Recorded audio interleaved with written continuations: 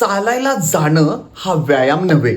बघा मी काय म्हणतो, चालायला जाणं हा व्यायाम नव्हे. बऱ्याच लोकांना आम्ही व्यायाम करा असं सांगतो आणि व्यायाम करा असं म्हटल्या म्हटल्या पहिला प्रश्न येतो, डॉक्टर चालायला जाऊ का?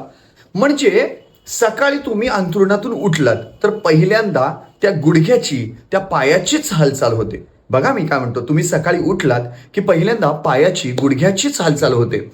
ज्या वेळेला तुम्ही दिवसभर सगळं कर्म करता, ऑफिसमध्ये काम असेल, इकडे तिकडे असेल, हे सगळं जे आहे ते पायांनीच होतं. म्हणजे ज्या वेळेला तुम्ही चालायला जाता त्या वेळेला सुद्धा तुमच्या पायालाच त्रास होतो. मग व्यायाम म्हणजे काय? तर सगळ्या शरीराला कष्ट पडतील असं कर्म जे आहे त्याला व्यायाम असं म्हणतात.